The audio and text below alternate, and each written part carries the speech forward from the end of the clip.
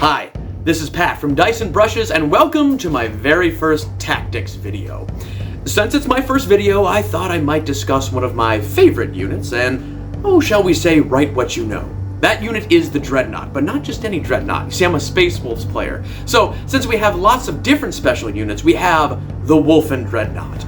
It's very near and dear to my heart because it rips the hearts out of others. So, join me as we take a look at the history and lore of the Wulfen Dreadnought, all of its stat lines, the elusive and murdery character, Murderfang, and take a look at some examples about how I like to deploy them. Before we continue, you're probably asking yourself, why should I listen to this person? I don't know who they are. Are they a good Space Wolves player? Do they know anything about Dreadnoughts? How many games have they won? What are his credentials? All of these are great questions. Let's get started.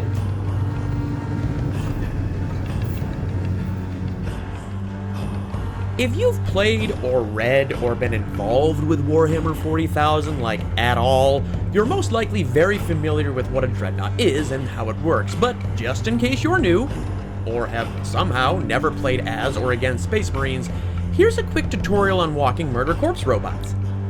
When a Space Marine and the Emperor love each other very much, and the Space Marine goes to battle and almost dies, a Dreadnought is born. An apothecary will take to the battlefield armed with what I assume would be things like a mop, broom, spatula, melon baller, or whatever equipment is necessary to take the wounded Space Marine back home and inter them into a Dreadnought sarcophagus. The remains of the Space Marine, usually now at the consistency of either the last bits of beef jerky in the bag or heavy pulp juice, now get to command a towering mech for hundreds of years to come. The sarcophagus is put into a chassis which is armed with Dreadnought close combat weapons, or claws, flamethrowers, las cannons, anything you can think of that would crush the enemies of the Imperium. Pretty sweet deal if your main gig is wanting to murder aliens and heretics and pesky death keeps getting in the way. Now, as with all things, the Space Wolves like to take that up a notch. As part of their fraternity hazing, or trials of Morkai, they all have to drink the Canis Helix, or space dog blood, in order to get the final blessings of their Primarch and flannel enthusiast, Leman Russ. It gives them increased senses, lightning-fast reflexes, and about a 50-50 shot of getting too angry and accidentally and permanently transforming into a horrific wolf monster who knows only murder. This is where Wulfen Dreadnoughts come from. Whatever parts of the Space Marine roadkill that are left inside the Dreadnought go nuts and get even more killy than before. Now, other chapters who frown on wielding uncontrollable murder mechs in battle would shy away from this, because it's not Codex compliant, but to the forces of Fenris, it's just a Wulfen good time. So now that the question of what if a sarcophagus could walk, talk, and murder you in 90 different ways has been answered, we can look at how these Dreadnoughts function in the game. They have some really cool stats that set them apart from other Dreadnoughts, even close combat oriented ones. Let's see what makes them tick. Here we have the stat line for the Wulfen Dreadnought. At its core, it shares a lot of the standard attributes of a regular Castaferum pattern Dreadnought. That is the regular kind that we've all seen for those who don't want to look up different patterns. For a base 120 points, you get the weapon skill, strength, toughness, wounds, leadership, and save of your everyday mobilized Carnage Grip. You also get that sweet Duty Eternal rule, granting your Dreadnought -1 to all incoming damage and granting your opponent an aneurysm. But this old dog has several new tricks. The first is the movement. 2 inches doesn't seem like a lot, but a recent poll of tacticians and their significant others both confirmed that 2 inches is a big deal, especially when you're going from 6 inches to 8 inches of movement. You'll also notice the option for a Blizzard Shield. A 4-up invulnerable save is pure Fenrisian gold when it comes to durability. The extra attacks, going up to 5 with Shock Assault, plus the special Murder Lust rule means this thing is shreddier than Zakk Wylde on a cocaine binge. You do lose out on ballistic skill, as the madness of the Wulfen Curse makes looking down iron sights boring. However, this is easily solved by the Allfather approved method of just adding some flamethrowers.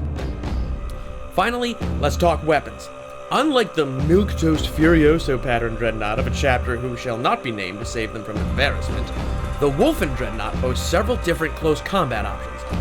If you're going for versatility, Claw and Axe is great, but I'm a man who likes durability and a nice wide error margin. My preferred loadout is Shield and Claw. Strength 10 and AP -2 with a flat 3 damage is like a Thunder Hammer, but pointier and cooler. And you don't have -1 to hit with it. The cherry on top of this bloody sundae is the re-roll wounds.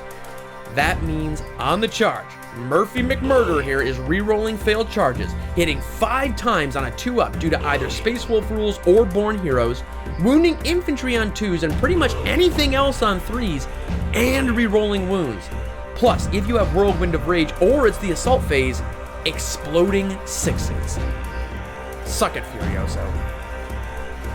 There's another Wulfen Dreadnought that's worth mentioning here, and that is the space Scandinavian fever dream that is Murderfang. Murderfang slakes one's curiosity regarding, what if Cocaine Bear did more cocaine and then was also made of adamantium, had storm bolters, and 2 giant lightning claws? You see, Murderfang is armed with the Murder Claws and also has the Murder Lust special rule. Murder. It has the same stat line as a Wulfen Dreadnought, but gets even more attacks. However, Murderfang has one big pro and one big con. The con is that Murderfang can't get an invuln save. It makes him quite the glass cannon, but there's a fantastic little loophole, and spoiler, it's the power of friendship. Murderfang has the character keyword.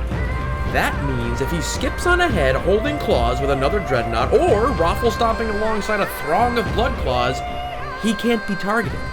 Put a little infantry bubble wrap around old Murderfang and deliver him right into your enemy's chest cavities.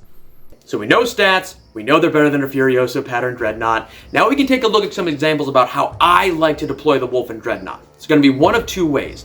The first is pretty much run it up the middle, have it hold center, and not let it be half of the problem, but rather be the whole problem. The other is what I like to call counterpunching, something I like to keep in my deployment zone, possibly holding an objective, and just waiting for the right time to come out and be a problem for anything that might be trying to push into my deployment zone.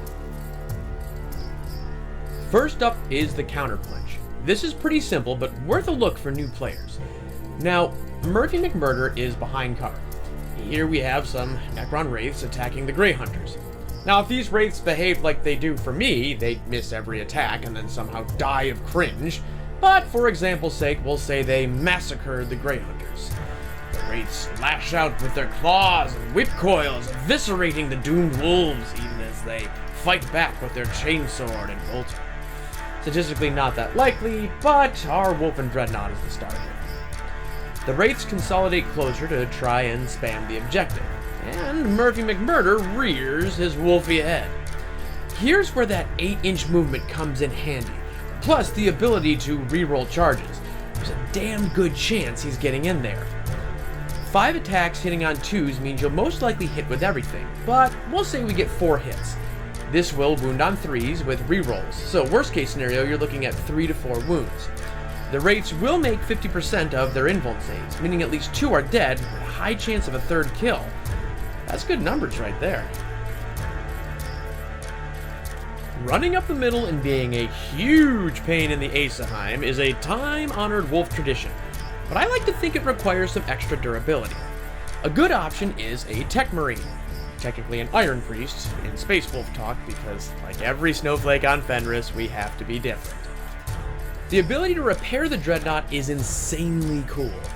Sadly, Awaken the Machine Spirits is kind of pointless if you have heavy flamers. If you have the points, a Master of the Forge upgrade is a pretty neat option as well. A guaranteed 3-wound heal can really help accelerate whatever cardiac event you're trying to cause in your opponent. I'm not really going to explain how to run a Dreadnought up the middle of a field and hold an objective because, well, I literally just did, just by saying that. But I will say, use whatever cover you have and watch your positioning so you can deny your opponent whatever advantage they might have. Instead, let's talk about how the Wulfen Dreadnought with a Wolf Claw, Blizzard Shield, and 2 Heavy Flamers does against a Guardsman equivalent, a Marines equivalent, and something a bit tougher, Wraiths. Our Guardsman equivalent today is 5 Fire Warriors who made the mistake of getting hilariously close to this Dreadnought. Breathe deep and you can almost smell smoked salmon. 2 Heavy Flamers means an average of 7 hits. With Strength 5, we wound on 3s, meaning 4 wounds. At AP -1, the Tau are at a disadvantage and will most likely lose 4 models. Melee is predictably going to kill them all. With no invuln and the fact that we get to reroll wounds, the math literally isn't worth doing. If this is the assault phase and we have an extra AP and exploding 6s, forget about it. Now let's talk about our Marines equivalent. For our Primaris Marines equivalent, we have 5 Primaris Marines, Intercessors to be precise. The Flamers will do the same amount of hits, but with 2 wounds and a better save, the Marines save at least 2 out of the 4 wounds, at best 1 dead Marine from shooting. Melee, once again, is a different story. 5 attacks means 4 will hit, that's 4 wounds, with the Marines most likely only making 1 of the saves, meaning a statistical average of 3 dead Marines.